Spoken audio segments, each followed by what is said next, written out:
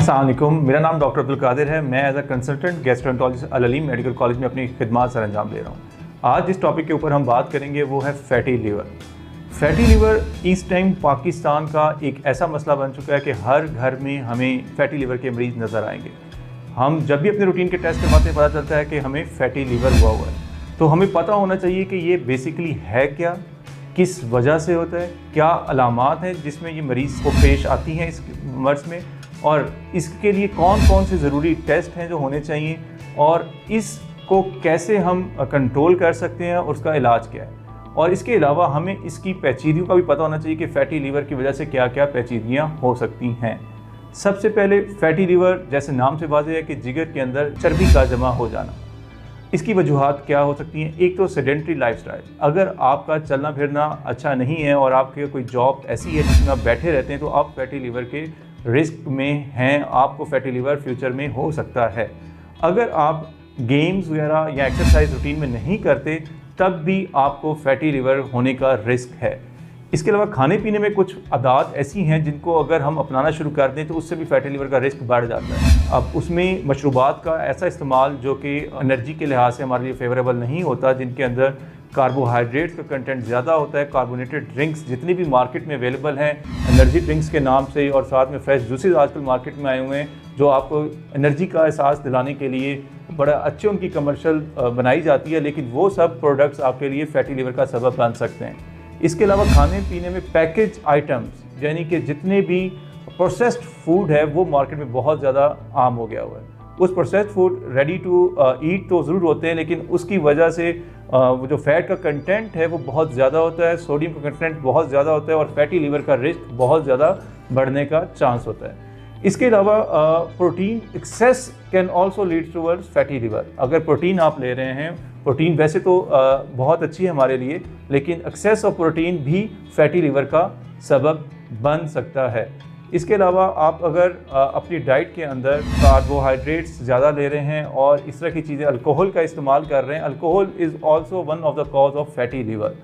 तो ये कुछ चंद चीज़ें ऐसी थी जो हमने डिस्कस की जिनकी वजह से खुराक के अंदर अगर हम बेजा फ़ैट का कंटेंट ज़्यादा हो और ऐसी कैलोरीज जिनके ज़्यादा हों उसकी वजह से फैटी लीवर हो सकता है।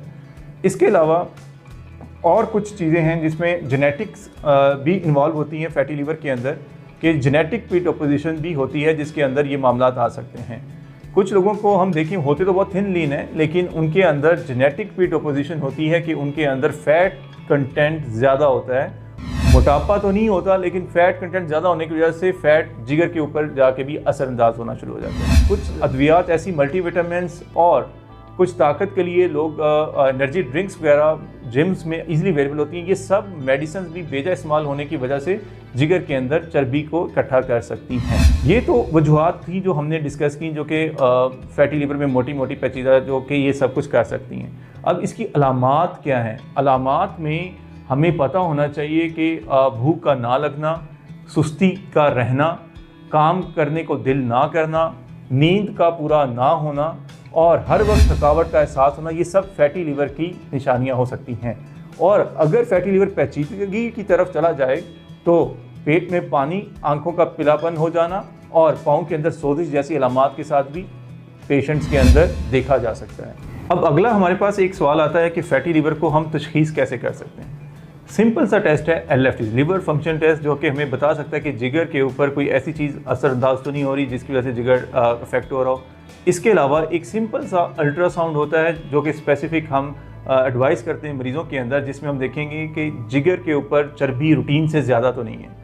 और जब हमें कंफर्म हो जाए कि हाँ जिगर के टेस्ट ख़राब आ रहे हैं और अल्ट्रासाउंड के ऊपर जो चर्बी है वो आगे हुई है, फिर हमें उसकी वजह देखने के लिए कुछ टेस्ट करने होंगे, जिसके अंदर फास्टिंग लिपिड प्रोफाइल है, शुगर का टेस्ट है और यूरिक एसिड जैसे टेस्ट हैं कि जो कोई और मेटाबॉलिज्म डिसऑर्डर तो नहीं है पेशेंट, उसके लिए थायराइड का टेस्ट भी हम साथ में शामिल कर देते हैं ताकि हमें तशखीस हो जाए कि अगर मरीज़ को फैटी लीवर है तो उसकी वजह कोई अंडरलाइन कोई मेटाबॉलिक या कोई जेनेटिक डिसऑर्डर है, या फिर उसका लाइफस्टाइल ऐसा है जिसकी वजह से उसका जिगर के अंदर चर्बी ज़्यादा जमा हो रही है।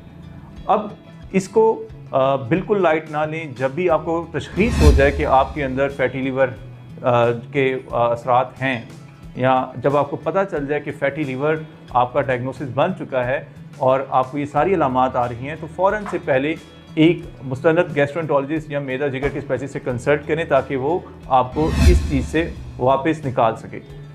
अच्छा, इलाज की तरफ जब हम आए तो इसका इलाज सबसे पहले अगर मुझसे पूछेंगे तो मैं यही कहूँगा कि अच्छी डाइट और एक्सरसाइज, ये वाहिद वो चीज़ है जो हमारे अपने बस में, जिसके लिए हमें किसी डॉक्टर के पास जाने की ज़रूरत नहीं है, किसी मज़ीद महंगी दवाई खाने की ज़रूरत नहीं है। सिंपल डाइट को कंट्रोल करने से और एक्सरसाइज का इस्तेमाल करने से हम इस फैटी लीवर को आसानी से रोक भी सकते हैं और इसको रिवर्स भी कर सकते हैं।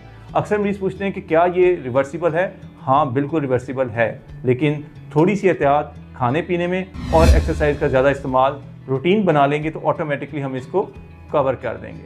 इसके बाद अगर कुछ आदत आपकी ऐसी हैं तो उनको भी बेहतर करने से आप फैटी लीवर को कंट्रोल कर सकते हैं। वो आदत क्या है? जैसा कि खाने पीने में ये है कि खाना खा के आप बैठे रहें और एक्सरसाइज का रुझान ना रखें तो उससे ये मामलात बढ़ जाते हैं। कोल्ड ड्रिंक्स को ज़्यादा इस्तेमाल करें, उससे ये रुझानात बढ़ जाते हैं। और अगर अल्कोहल है आपकी रूटीन में तो उसको अवॉइड करना चाहिए।